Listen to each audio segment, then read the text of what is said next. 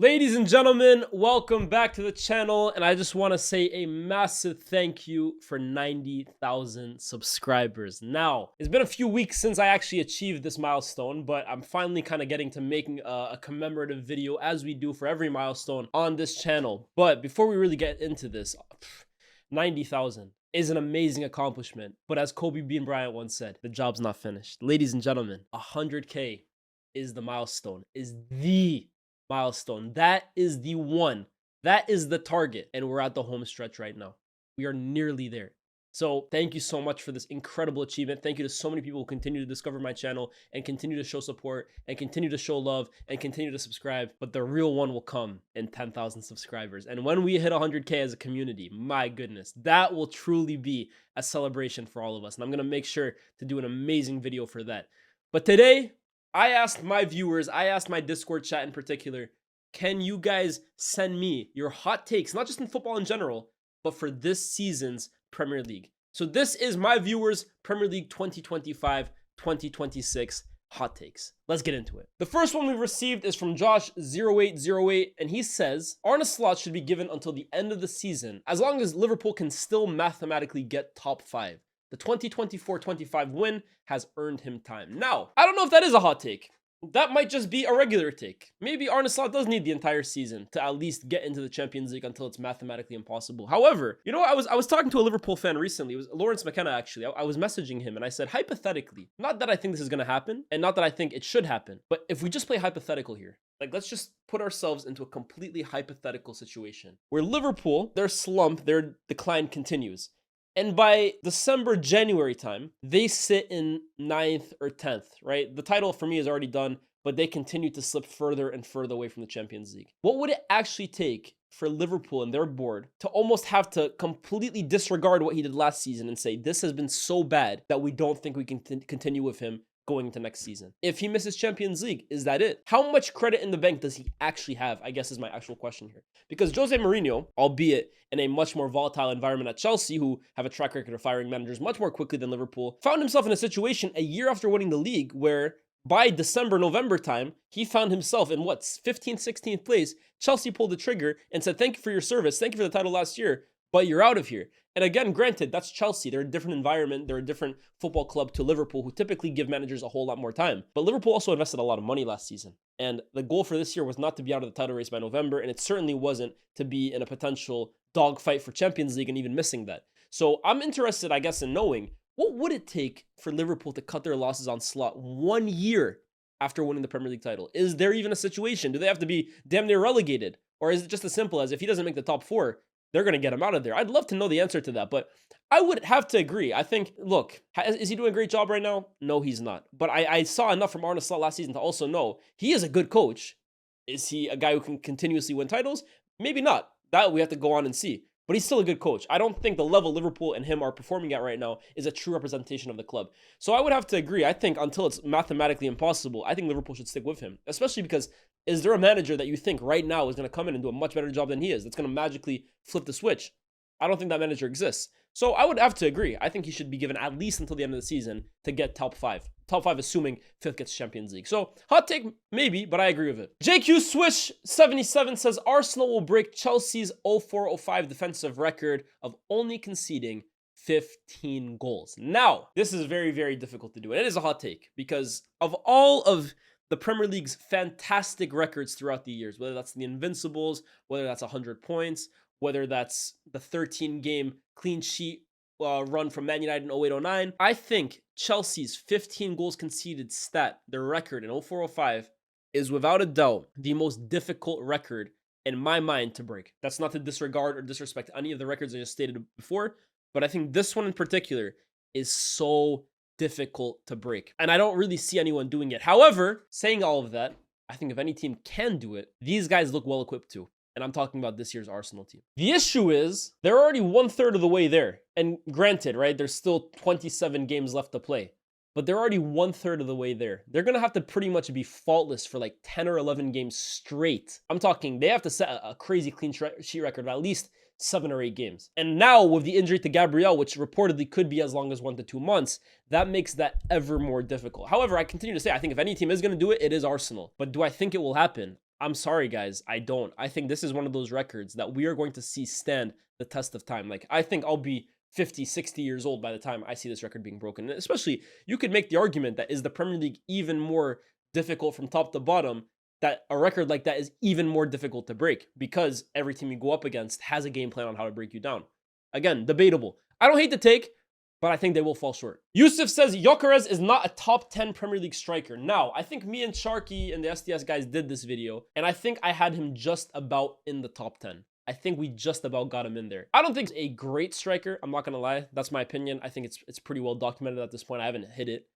Do I think he's useful? Yes. Do I think he can score goals? Absolutely. Do I think he's a great center forward? Not really. But having said that, I think when I look at the center forwards in this league, is he probably top 10? Yeah, I think he just about cracks it. For me, he's on the bottom side of that top 10. I don't think he's close to the top 5 per se. But I think, having said all of that, is he top 10? Yeah, I probably would have to sneak it. I think a real hot take would be, from my point of view, is Gyökeres Arsenal's best striker when everyone is healthy? I think that's the really interesting one. And from my point of view, although I'm not a huge fan of him, I think I would rather have Havertz up front for Arsenal than Gyökeres. But that's my hot take. It's not my video. It's for you guys, right? But interesting. The next hot take states that the Premier League proven tag has to be one of the biggest myths in football discussion online. I think it's a cheap, easy excuse of an analysis to say about a player when he's not performing. Let's just take current Liverpool, for example. People will say Wirtz is struggling because he's not Premier League proven or comes from the Bundesliga, when one of their best players this season, Ekitike, comes from the exact same league. Kerkez was supposedly Prem proven and hasn't been playing well, and still people talk about Prem proven being a thing.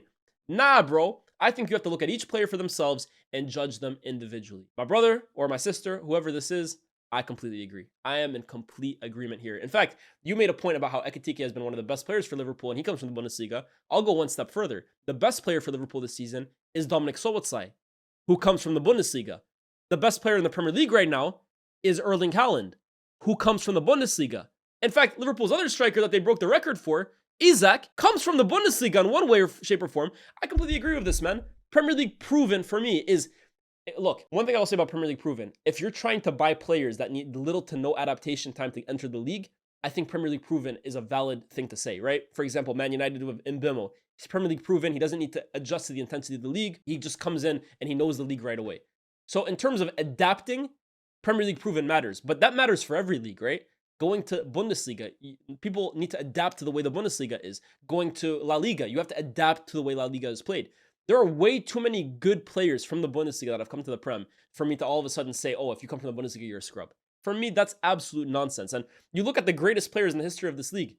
Why are we acting like they're all from English academies? Henry comes from Ligue 1. In fact, he flopped in Serie A, then came to Ligue 1, and then came to England, and balled out. Mohamed Salah did not just spawn out of nowhere, and yet he's doing bits in the Premier League. In fact, he's doing better in the Premier League than he ever did in any other league before. For me, it's a pile of nonsense. I agree. I think you have to look at every single player. Some people are going to come into the league and not perform for whatever reason. Some people will come into the league and hit the ground running. Look at Voltemata at Newcastle. He's not Premier League proven, but he comes from the same league and looks twice the player of Wirtz so far. I think with Wirtz, there's different things that come into play for why he hasn't hit the ground running to start. But for me, not being Premier League proven is not even in the top 100 reasons for why Wirtz hasn't been able to do it yet, personally. So I think that's a great take. I honestly agree. Next hot take comes from Munasser. He says United's attack is easily top 3 in the Premier League. Ooh. You know, the thing is, I actually really believe in Man United's attack this year. I do. I like the 3 signings we made. I know there's been criticism about Sesko. There's been criticism over Cunha as of late. And Mbemo has obviously been sensational. But I think when we're talking about top 3 attacks, look, I think City by default are there, right? Erling Haaland could play on his own, and he's a top 3 attack. Then you add Doku, you add Cherki, for me, they're in there. Arsenal, for as good as they are they in the top 3 attacks in the Premier League? We're talking their front 3.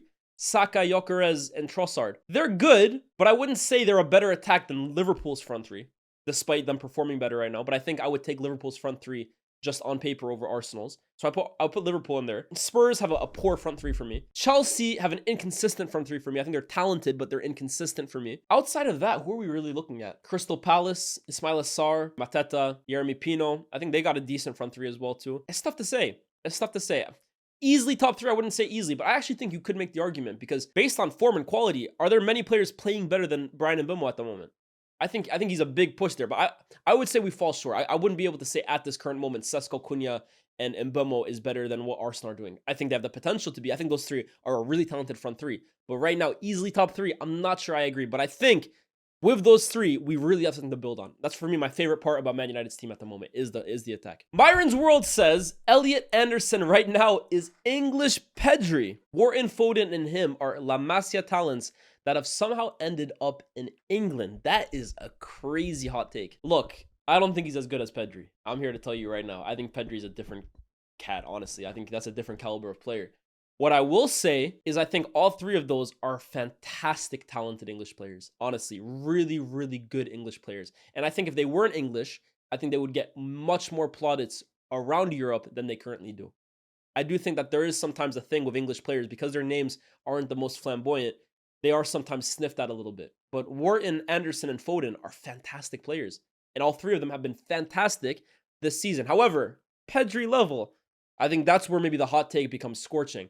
But overall, man, I think those are top midfielders. And in my opinion, any big club that are looking to bolster their midfield, for me, Elliot Anderson and Wharton, alongside others, but those two in particular, should be at the forefront of their minds. Liverpool looking for a new midfielder, I think they could do a whole lot worse than Anderson and Wharton. United looking for new midfielders, hell, I'd take them both. I'd take them both, man. Spurs, Chelsea, Arsenal, those guys would not look out of place at those teams. And I think that's the most glowing endorsement of them I can kind of give. So for me, not a hot take.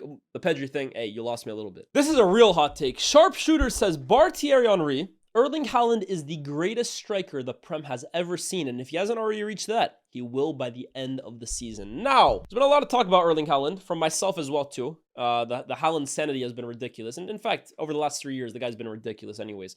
But the greatest striker the Prem has ever seen. I think this is where we have to be careful with the words greatest and best, right? Is Erling Haaland potentially the best striker the Prem has ever seen in terms of just quality? Yeah, he might be, right?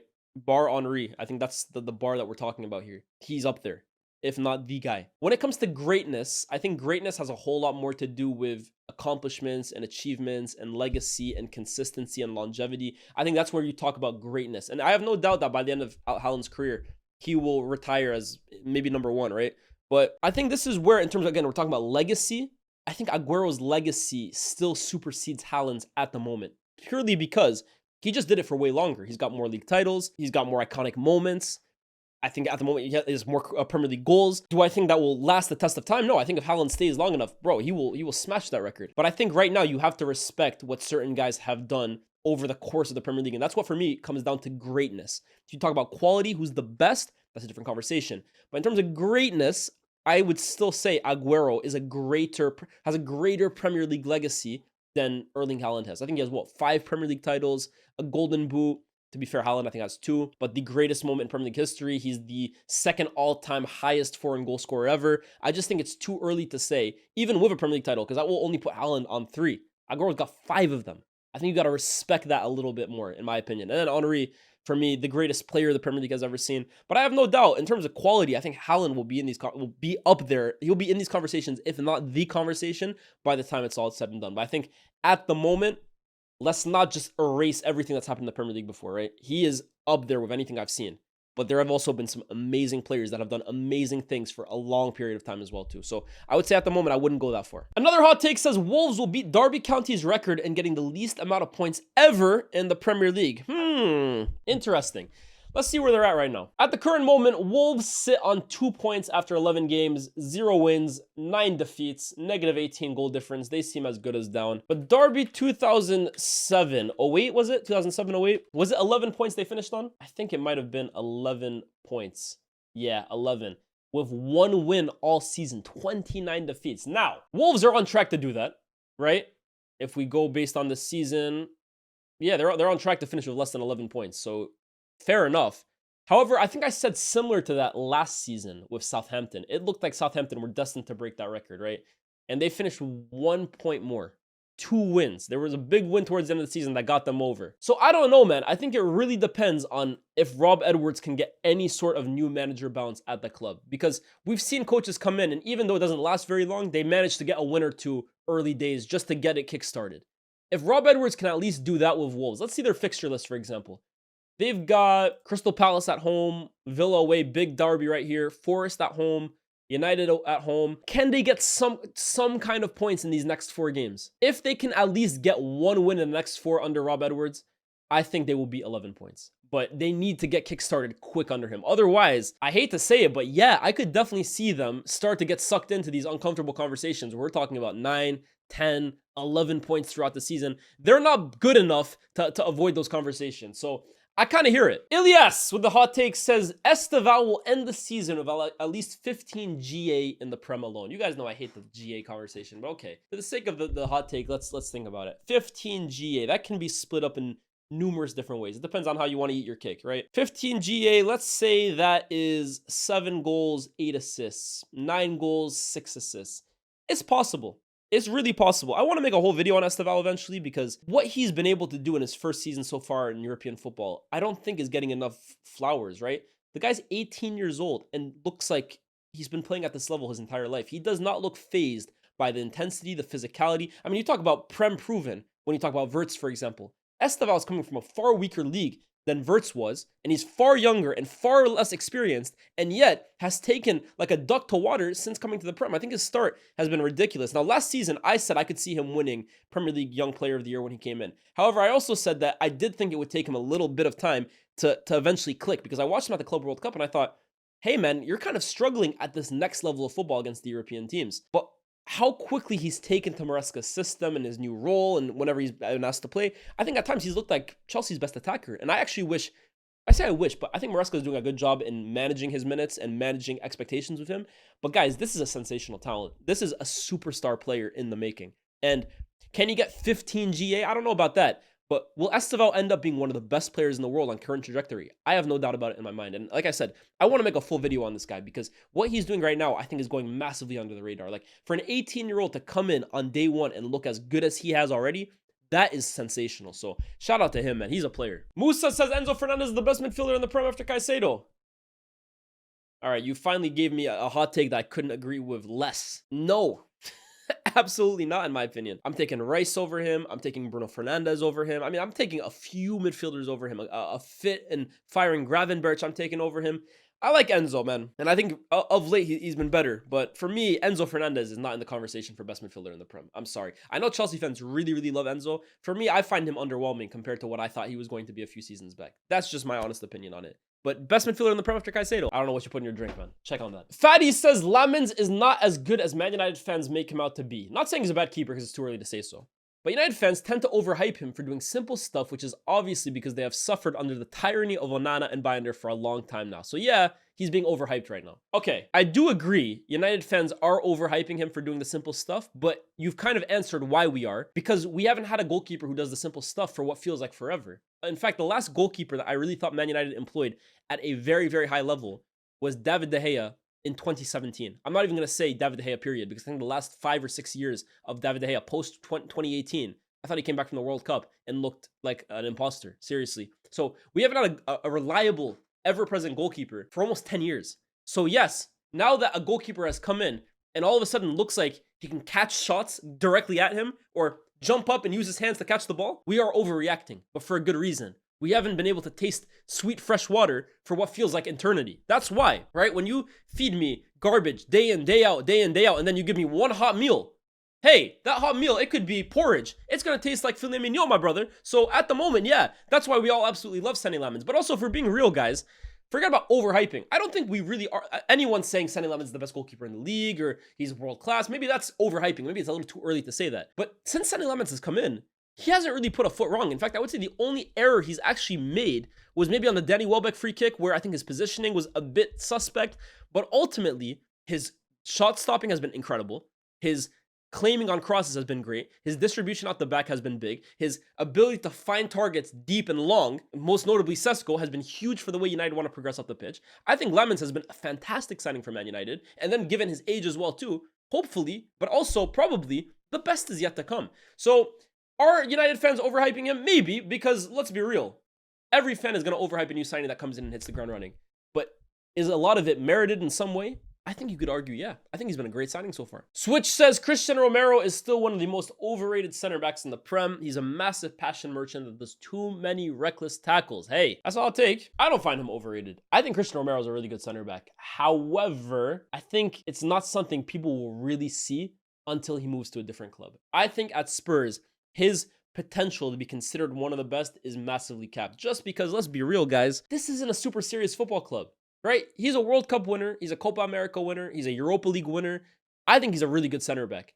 Is he Van Dijk levels? Not for me, but I think he's very, very talented. Very good on the ball. Very good defensively. Rash, yes, but also I do like a bit of edge to my center back. But overall, I think he needs to move for his own sake. Maybe even Van de Ven as well too, because quite honestly, they are never just going to be given the platform to really showcase how elite they potentially are. I think you're capped at Spurs about how much gas you can actually get. Kane, because he was scoring 30 goals, was forcing his way into those conversations. But someone like Christian Eriksen, for me, was continuously one of the best midfielders in the league. And I never thought really got his justification, his dues. So I rate Romero. I know a lot of people aren't huge fans of him. Sometimes for me, the antics are too much. But I think there's a top player there, personally. And finally, SAFC says Sunderland will finish top 5. Top 5, yeah. Look, the way they're playing right now, it would be a story, man. Honestly, the start of the season has been a fairy tale. They're so fun to watch. They're so defensively resolute. The business was fantastic this summer. Xhaka is turning out to be the signing of the season.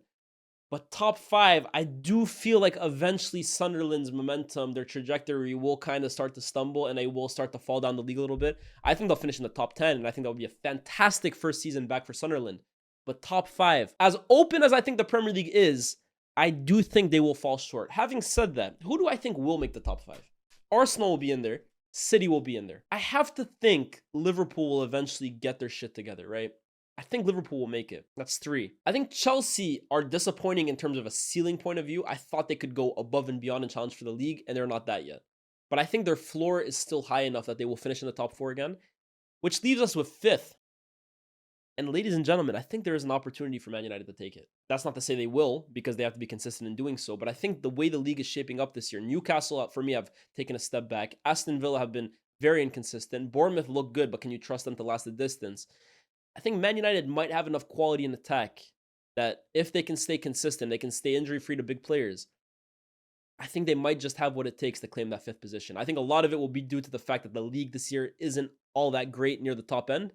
But I think there's a potential for Man United to finish in the top 5. Having said that, Sunderland, I would absolutely love it if you were to knock out one of Liverpool or Chelsea. But I think it's just a step too far. To last the whole year, that would be one of the craziest accomplishments in Premier League history. But I think it's a year too early. Guys, that's been my viewers' hot takes for the Premier League this season. Get involved in the comment section down below with your own hot takes. I'll be reading a few of them in the comments. I'll be answering a few of them. Like, share, subscribe. And as I said at the start of the video, 90K is sweet, but job's not finished. 100K. That is the Goliath. That is the ultimate checkpoint. We hit 100K, guys. Yeah, I might throw a party and inviting all of you guys, man. With that being said, guys, like, share, subscribe. It's been your boy, Lyes, and I'll see you guys very, very soon. Peace.